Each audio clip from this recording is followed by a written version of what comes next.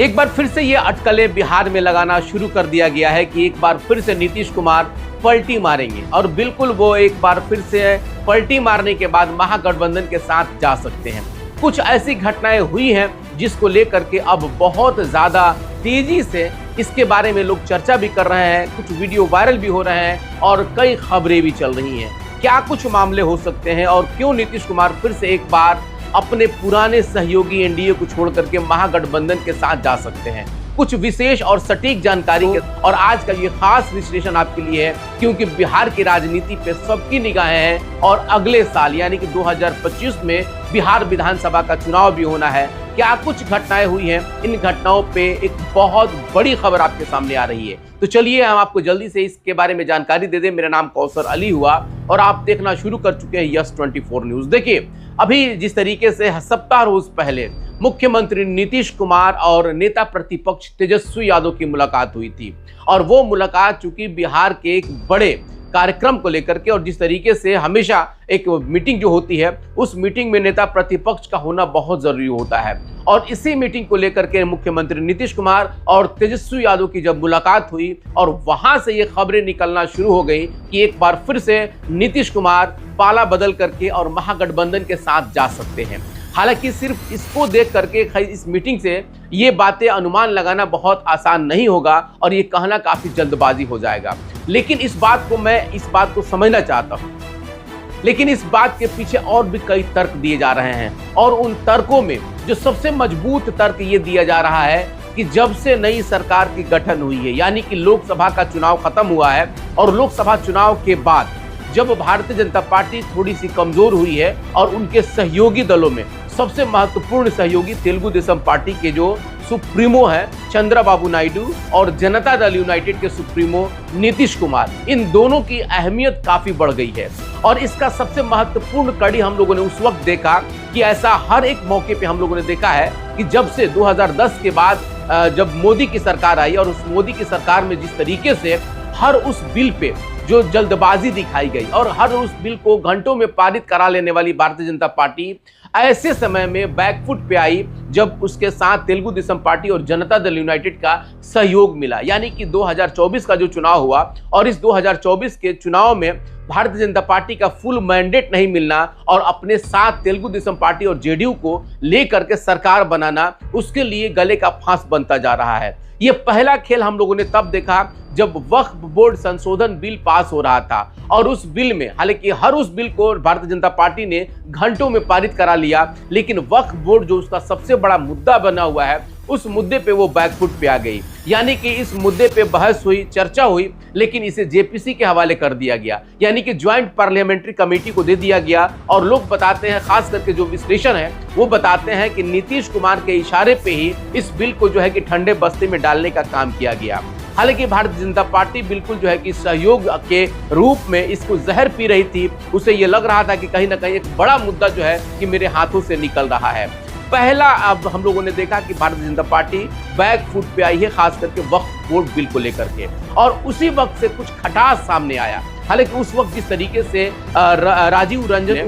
जिस तीखे अंदाज में सदन में जो भाषण दिया था और जो सफाई उन्होंने वक्फ बोर्ड को लेकर के दिया था, उस वक्त ये अंदाजा लग गया था कि जेडीयू के जो ये सांसद हैं, लेकिन इनका ऐसा लग रहा था कि प्रवक्ता भारतीय जनता पार्टी के हैं। हालांकि उस वक्त उसके बाद एक मामला सामने आया जब अमित शाह और राजीव मीटिंग सामने आई, उस तस्वीर से लेकर के भारतीय जनता पार्टी का और जेडीयू के बीच की दरार बढ़ने लगी और जेडीयू में जिस तरीके से अंदरूनी गुटबाजी सामने आई, नीतीश कुमार 24 घंटे के अंदर अनन फनन में पूरी कमेटी को उन्होंने भंग कर दिया। ये अभी हाल ही की खबर है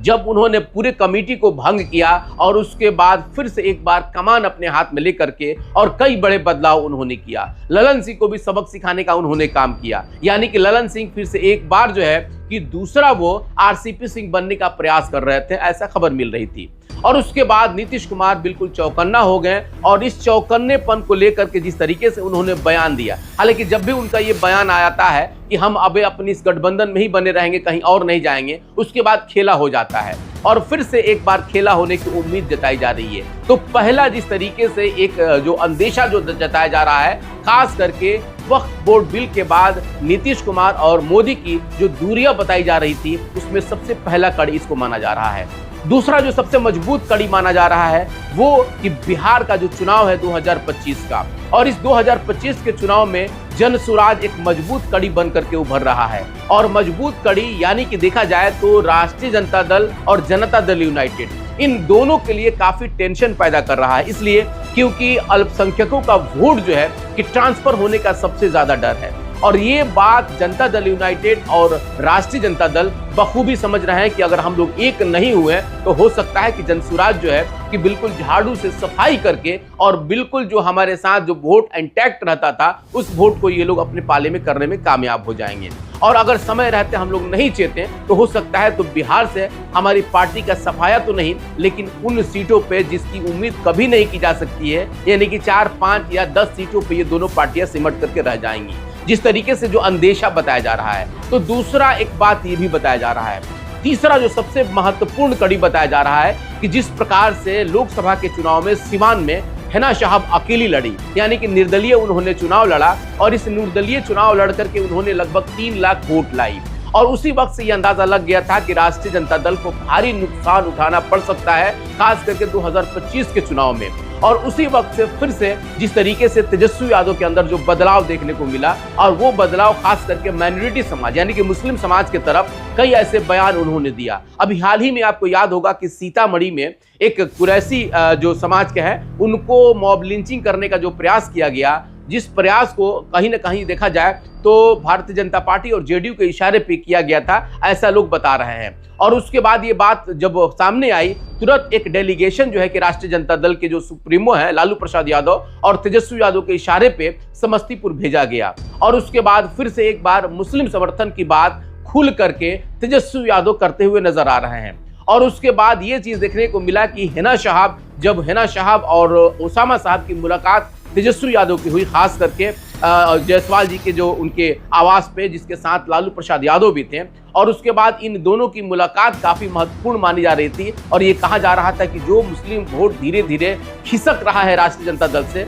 अब उसको लाने का प्रयास किया जा रहा है। और इसमें सबसे महत्वपूर्ण कड़ी हिना साहब का हो सकता है, जिस प्रकार से वो दूरियां बनाई हुई थी अब धीरे धीरे फिर से नजदीकियां बन रही है और इस नजदीकी का फायदा शायद कि राष्ट्रीय जनता दल को हो सकता है। लेकिन एक बड़ा सवाल ये उठ रहा है कि जिस तरीके से जनसुराज मुस्लिमों के तरफ मुखातिब होकर के उनको अपने तरफ करने का प्रयास कर रहा है, उससे राष्ट्रीय जनता दल को नुकसान होता हुआ नजर आ रहा था। लेकिन ऐसे समय में जब राष्ट्रीय जनता दल और जेडीयू अलग अलग हैं, इन दोनों को अगर एक साथ मिला दिया जाए, जैसे कि इससे पहले भी हो चुका है, तो इन दोनों का वोट प्रतिशत काफी बढ़ जाता है। और ऐसा उम्मीद भी जताया जा रहा है कि अगर एक बार फिर से ये दोनों मिल जाए तो 140 से ज्यादा सीटें जीत सकते हैं आज के इस माहौल में। तो जाहिर है कि जिस तरीके से नीतीश कुमार फिर से एक बार पलटी मारने के लिए अंदरूनी तौर पे तैयारी कर रहे हैं, हालांकि खुले तौर पे उनके चाहे प्रवक्ता नीरज हो या उसके बाद उनके अशोक चौधरी हो या स्वयं मुख्यमंत्री नीतीश कुमार इस बात से नजरअंदाज तो कर रहे हैं, लेकिन अंदरूनी खाने जिस तरीके से खबरें आ रही हैं उन खबरों में ये सत्यता जरूर झलक रहा है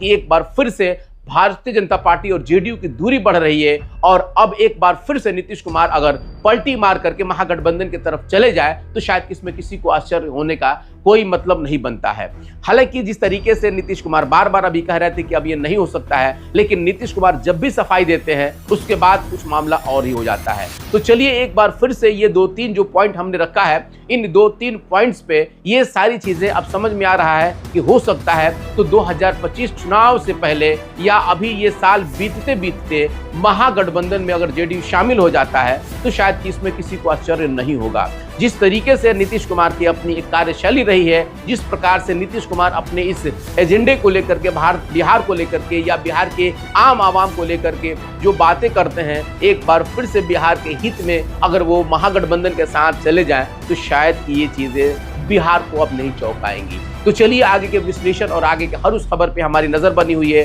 आप भी बनाए रखें। आपको ये विश्लेषण कैसा लगा कमेंट बॉक्स में जरूर बताइएगा और आगे की खबरों के लिए हमारे साथ जरूर बने रहिएगा। बहुत बहुत धन्यवाद।